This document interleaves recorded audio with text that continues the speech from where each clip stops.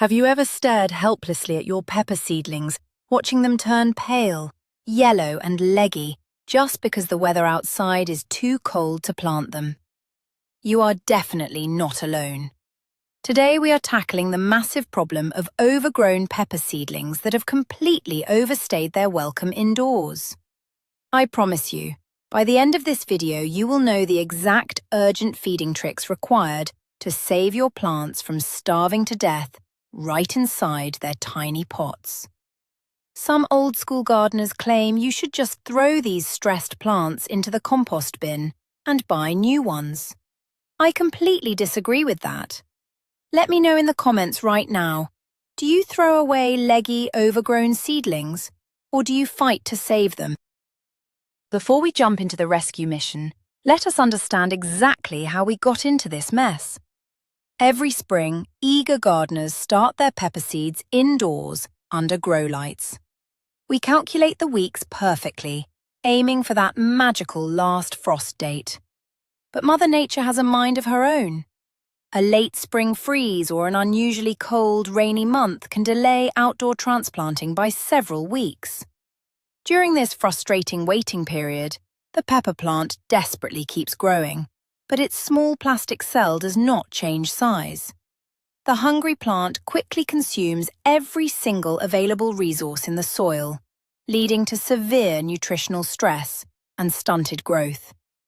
This is the critical moment where your quick intervention separates a completely failed crop from a massive, heavy summer harvest. Let us dive right into the visual signs that your pepper seedlings are overstaying their welcome indoors. You look at your windowsill, and instead of vibrant green, you see pale, yellowing leaves. The stems look incredibly long and weak, stretching desperately toward the glass. This is the classic look of a plant that is screaming for help. Imagine a teenager trying to wear the shoes they had as a toddler. That is exactly how your pepper feels right now. It has simply outgrown its environment. A common myth among new gardeners is that if a plant looks sad, you just need to give it more water. But in this case, extra water might actually drown the struggling roots. The real issue is starvation. The seedling has consumed every single drop of nutrition available in that tiny plug of soil. It is sitting there, stuck, waiting for the weather to warm up outside. But the clock is ticking. If you just leave it there, the stress will stunt its growth permanently. Even if you plant it out later, it will never yield the massive harvest you dreamed of. You have to step in and provide emergency relief right now. We are talking about a targeted rescue mission to keep the plant not just alive, but actually thriving while it waits for moving day. Let us take a closer look at what is actually happening underneath the soil's surface. When pepper seedlings overstay their time in small containers, the roots have nowhere left to go. They hit the plastic wall of the pot and start circling. They coil around and around, creating a dense, tangled mess. Imagine a race car stuck on a tiny circular track, going round and round without ever reaching a destination. This condition is called becoming root-bound. When roots are in this state, they become extremely inefficient. They can no longer absorb water or nutrients properly. Even if there was food left in the soil, the choked roots could not pick it up. Some people think that roots will naturally sort themselves out once planted in the garden. That is a dangerous myth. If you plant a heavily root-bound pepper, those roots will continue to circle in the ground, strangling themselves to death.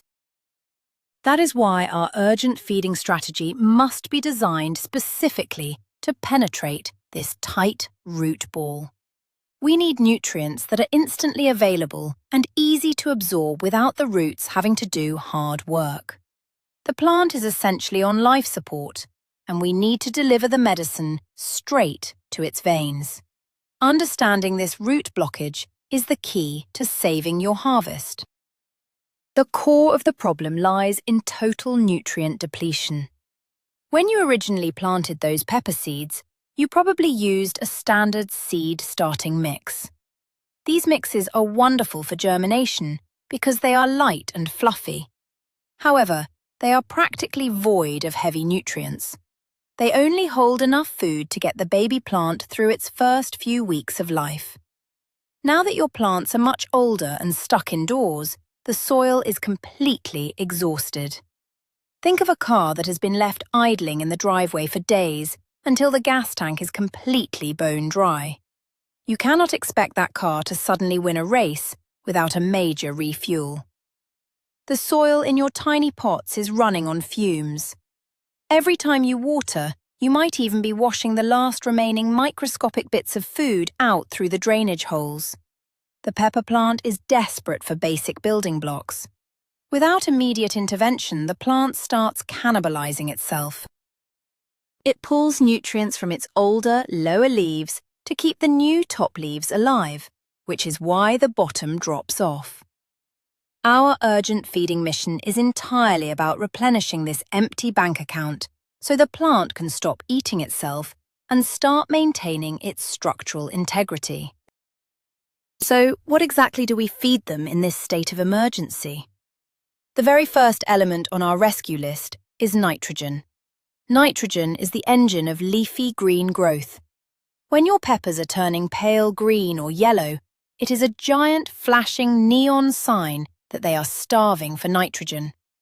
Giving them a quick hit of this element will stop the yellowing process almost overnight. It brings back that deep, rich, emerald green colour that signals health. Imagine giving a marathon runner a concentrated glucose gel pack right when they are about to collapse. That is what nitrogen does for your stressed peppers. But here is where we must bust a very dangerous gardening myth. Many people assume that if a little fertilizer is good, a lot of fertilizer must be better. Do not fall into this trap. If you dump a massive amount of high nitrogen fertilizer onto a stressed seedling, you will force it to grow a huge canopy of new leaves. We do not want massive new growth right now. Remember, they are still trapped in tiny pots indoors. We just want to sustain them and fix the deficiency. We need a gentle, highly diluted dose of nitrogen. Just enough to keep the engine running, but not enough to press the gas pedal to the floor. While nitrogen fixes the colour of the leaves, we cannot forget about phosphorus. Phosphorus is the critical element responsible for root health and development.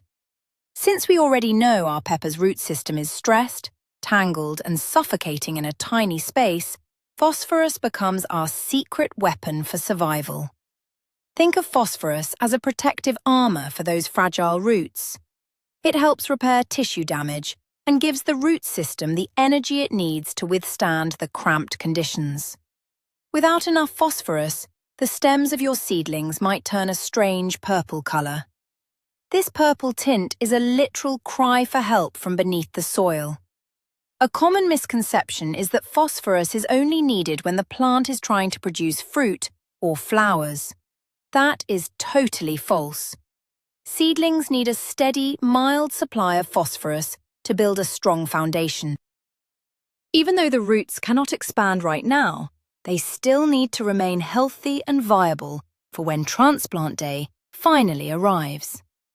By including phosphorus in our urgent feeding routine, we are essentially packing a survival kit for the roots. We are keeping them strong, resilient, and ready to explode with growth the second they hit the open garden soil. The third piece of the urgent feeding puzzle is potassium. If nitrogen is for the leaves and phosphorus is for the roots, potassium is for the plant's overall immune system and stress tolerance. Your overgrown peppers are currently experiencing high levels of environmental stress. They are too warm. They lack proper wind. The light is probably artificial and their feet are cramped. Potassium acts like a soothing stress ball for your plants. It helps them regulate their water usage and strengthens their cell walls, making the main stem thicker and sturdier. Imagine putting on a thick, warm coat before walking out into a freezing winter storm.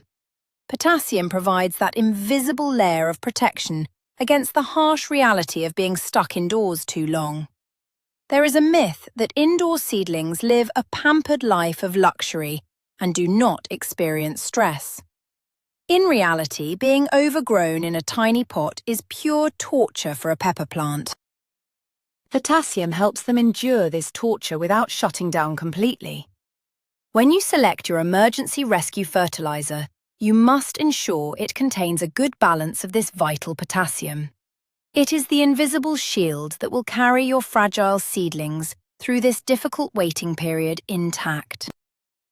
Now that we know what nutrients the plants desperately need, we have to talk about delivery methods. This is where many eager gardeners make a critical error. Do not use solid, slow-release, granular fertilizers for this emergency rescue. Solid fertilizers need heat, time, and active soil microbes to break down before the plant can actually eat them. Your starving, overgrown peppers do not have time to wait weeks for a pellet to dissolve. They need food this very second. You must use a water-soluble liquid fertilizer. Imagine you have been wandering in a desert for 2 days without water. If someone hands you a dry, salty cracker, you would choke on it. But if they hand you a glass of electrolyte water, your body absorbs it instantly. Liquid fertilizer is that glass of water for your plants. The nutrients are already dissolved and pre-digested. The moment the liquid touches the root zone, the plant can suck it up and start repairing itself immediately. This fast-acting approach is the only way to arrest the yellowing leaves and stabilize the plant. Save your granular organic meals and solid spikes for the outdoor garden. Right now in the indoor nursery ward, liquid diets are the only prescription that makes sense. So you have mixed your liquid rescue fertilizer, but how you apply it matters just as much as what is in it. The best method for feeding overgrown seedlings is called bottom watering. Instead of pouring the fertilizer mixture over the top of the soil, you pour it into the tray holding the pots. The dry soil will act like a sponge, pulling the nutrient-rich water up through the drainage holes from the bottom. Imagine placing a dry kitchen sponge into a shallow puddle of water. You can actually watch the moisture climb upward against gravity. This is capillary action at work. Bottom watering is vastly superior right now because it ensures the entire root ball gets evenly soaked. When you water from the top, the liquid often runs down the sides of the plastic pot, bypassing the tight, tangled roots completely. There is a myth that top watering washes the dirt to clean it. In reality, it just compacts the surface and encourages fungus gnats. By feeding from the bottom, you deliver the emergency rations directly to the deepest, most desperate roots.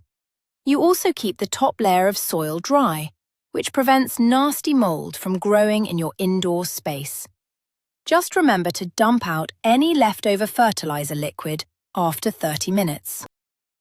Let us talk about the biggest danger in this rescue operation: the danger of fertilizer burn. When you see your plants suffering, your natural human instinct is to give them a massive feast. You might look at the bottle instructions and think, if 1 scoop is good, 2 scoops will be a miracle cure. Stop right there. That is a fatal mistake.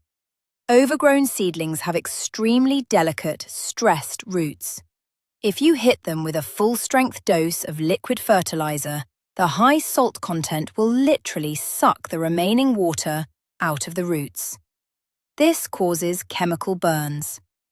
Imagine trying to quench your thirst by drinking a glass of pure, undiluted lemon juice. It would burn your throat. You must dilute your liquid fertilizer to 1/4 or 1/2 of the recommended strength on the label. We call this a weekly feeding. We want to give them a gentle, comforting sip of nutrients, not a fire hose to the face. By mixing a highly diluted batch, you provide a safe, steady stream of food that the plant can process without going into shock.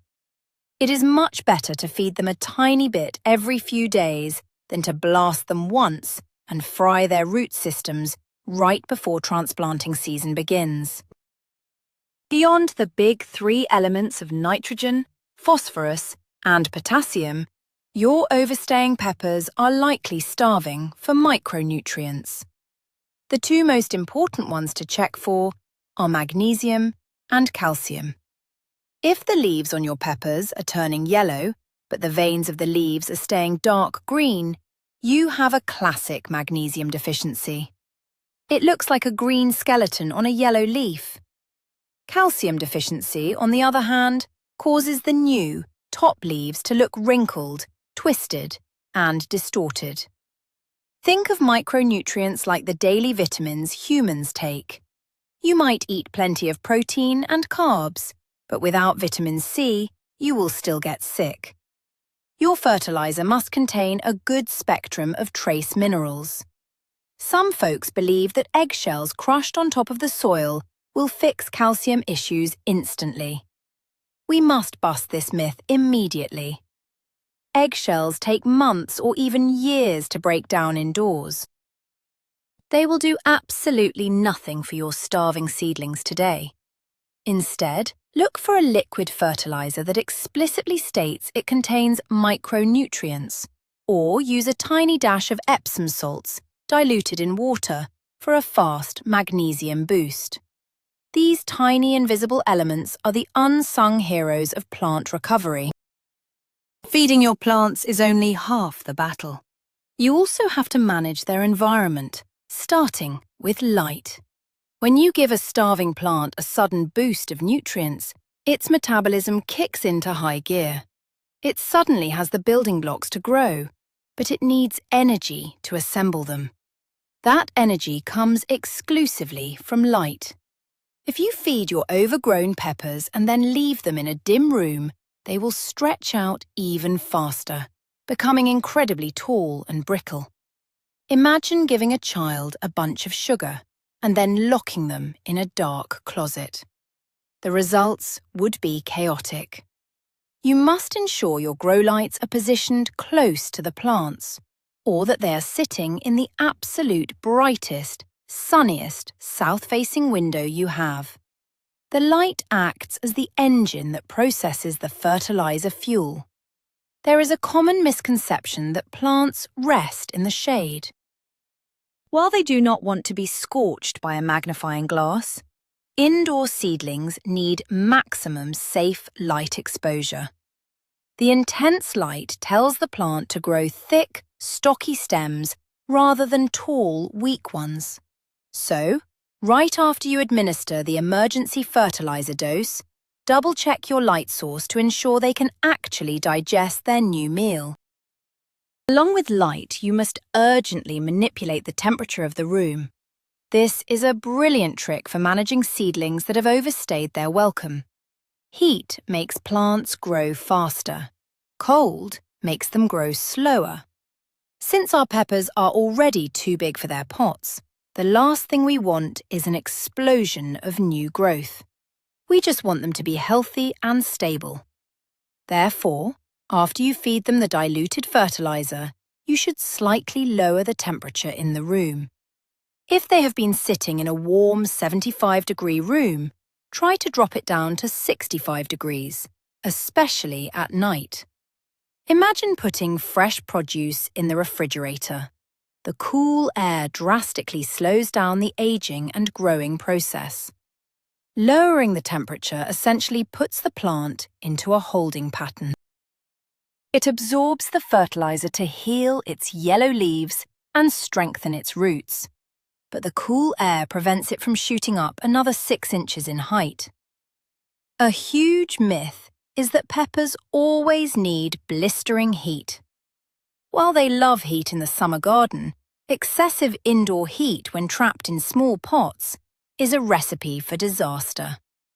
Keep them cool, feed them lightly, and they will wait patiently for spring. Here is a heartbreaking but necessary step you must take while feeding overgrown seedlings.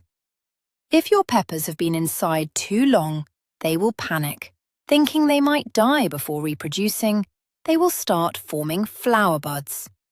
You might be thrilled to see tiny white blossoms indoors, thinking you will get peppers early. You must pinch every single one of those flowers off immediately. Do not hesitate. Pinching them off is non-negotiable. Why? Because producing flowers and fruit takes a colossal amount of energy. Your plant is already starving and stressed in a tiny pot. If you let it flower, it will divert all the emergency fertilizer we just gave it straight into the blossom, ignoring its dying roots and yellow leaves. Imagine a person trying to run a brutal marathon while carrying a heavy baby. They will collapse. Your plant needs to focus entirely on basic survival and root health right now. It is a very persistent myth that early flowers mean early harvests. In reality, letting a seedling fruit in a small pot permanently stunts the plant. Pinch off those buds, apply your weak liquid fertilizer, and force the plant to focus its energy back into growing a strong, sturdy, green frame. If your pepper seedlings have grown insanely tall, leggy, and are threatening to snap in half, feeding alone might not be enough to save the structure. You might need to perform a radical procedure known as topping.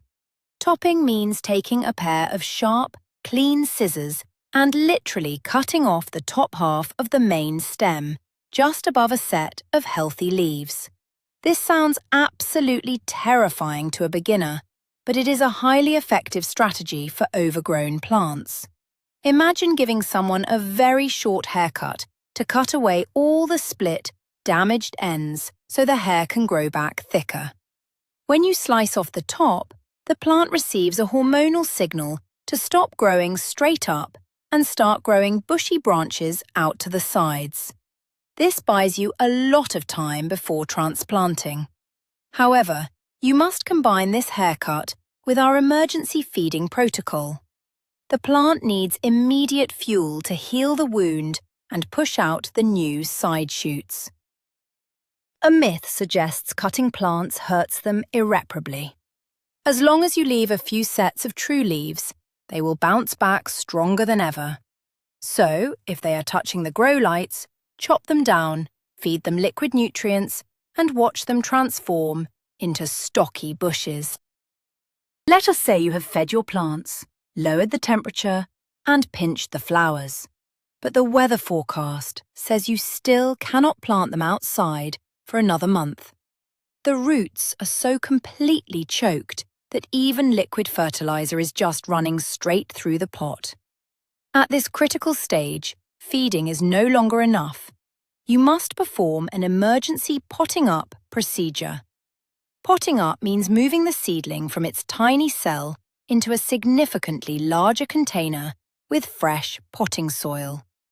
Think of a growing family that is completely bursting out of a one-bedroom apartment.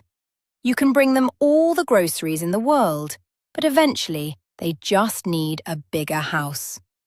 Moving the pepper to a larger pot instantly surrounds the stressed root ball with fresh, fluffy, nutrient-rich soil. It relieves the strangulation. Some folks believe that disturbing the roots right before transplant season is fatal. This is a myth. Leaving them to choke to death is far worse. When you pot them up, you also bury the stem a little deeper to encourage new root growth. Give them a very gentle sip of our diluted fertilizer water in their new home to help them settle in, and they will happily wait another few weeks indoors. For those who strictly refuse to use chemical products, rescuing overgrown peppers requires a special organic approach. You cannot just sprinkle raw compost on top and hope for the best. You need an organic liquid feed, and the best way to do this is by brewing compost tea or worm casting tea.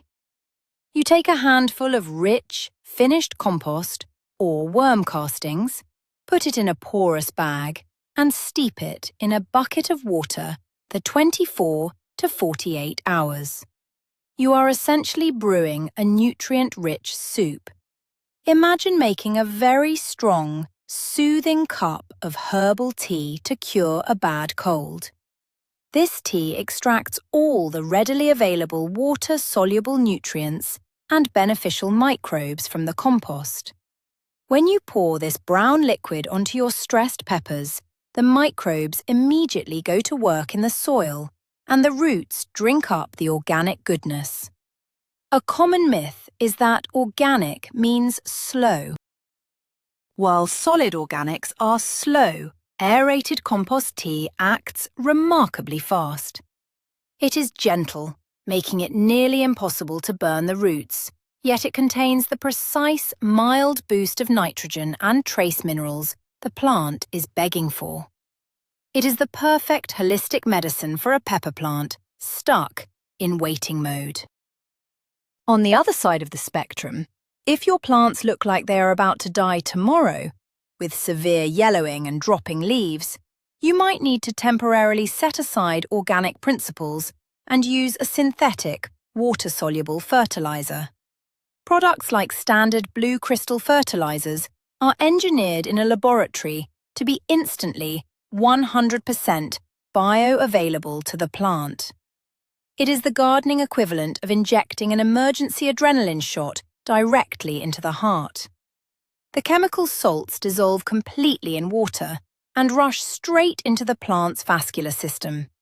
There is zero waiting time. Many purists claim that synthetic fertilizers destroy the soil biome. While heavy long-term use outdoors can cause issues, right now we are dealing with sterile potting soil in a plastic cup. There is no complex soil biome to protect. Our only goal is to save the dying patient. Using a heavily diluted synthetic feed will yield the fastest visible greening up of the foliage. It arrests the starvation immediately. Once the plant is saved and eventually moved out to your beautiful organic garden beds, you can easily transition back to your preferred natural feeding methods without any long-term harm. There is one more secret weapon in our emergency feeding arsenal, and it bypasses the choked root system entirely. It is called foliar feeding. Plants actually have tiny pores on their leaves called stomata, and they can absorb nutrients directly through the foliage. When a pepper is severely root-bound, its roots might be temporarily paralyzed. By mixing an incredibly weak fertilizer solution in a spray bottle and misting the leaves early in the morning, you deliver food directly to the upper canopy. Imagine rubbing a medicated lotion into your skin for fast relief, instead of waiting to digest a pill. The leaves soak up the spray, and you can often see a color improvement within 24 hours. There is a myth that getting pepper leaves wet will automatically cause massive fungal diseases. While you should not leave them soaking wet in the dark, a fine mist applied under bright lights or early sunlight dries quickly and safely. Foliar feeding is not a complete substitute for watering the roots, but it is an outstanding emergency supplement. It acts like a temporary bridge, keeping the leaves green and functional while you work on fixing the underlying root issues in the pot below. After you have executed this urgent feeding protocol, the next 72 hours are absolutely critical. You become the plant doctor, and you must closely monitor your patient's vital signs. What exactly should you look for? First, check the newest, smallest leaves at the very top of the plant. They should start emerging with a much deeper, richer green color compared to the pale, older leaves. You might also notice the main stem feels slightly firmer and less rubbery to the touch. This means the plant is successfully taking up the water and the nutrients. Imagine watching a dehydrated person slowly regain the colour in their cheeks after drinking fluids. However, if you notice the edges of the leaves turning brown, crisp, or curling sharply upwards, you have overdone it. This is the dreaded fertilizer burn we warned about. If that happens, immediately flush the pot with pure, unfertilized water to wash out the excess salts. A dangerous myth is that you can just ignore the plants once fed. Recovery is an active process. You must watch how they respond to the specific dose you provided.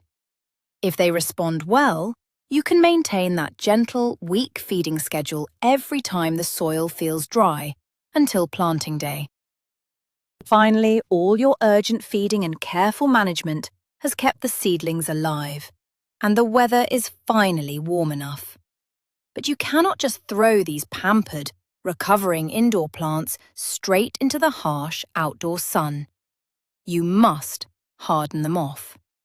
Hardening off is the process of slowly introducing the plants to the elements. They need to get used to intense ultraviolet rays, blowing wind, and fluctuating temperatures. Think of it like sending someone to an intense boot camp before deploying them on a real mission. On day 1, put them outside in complete shade for just 2 hours. Then bring them back inside. Gradually increase their time outside and their exposure to direct sunlight over the course of a week to 10 days. During this hardening off period, hold back slightly on the fertilizer.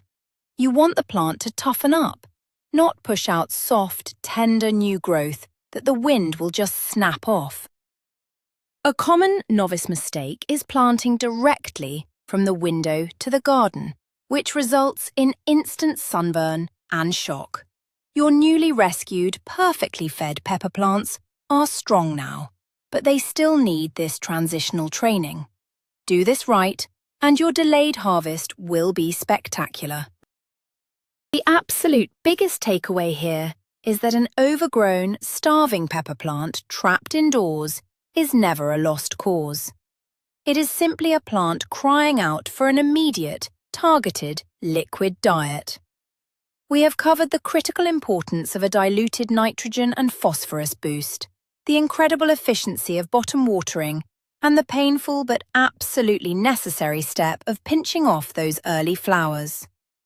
By acting urgently and intelligently with your fertilizer, you can pause their stress, heal their yellowing leaves, and fully prepare them for explosive growth once they finally hit the garden soil. Thank you so much for watching and rescuing your plants with me today. If this video helped you save your peppers from the brink of death, please hit that subscribe button, give this video a big thumbs up, and leave a comment down below. I have a question for you. What is the longest you have ever had to keep your seedlings trapped indoors before the weather finally warmed up? Let's discuss your crazy gardening stories in the comments.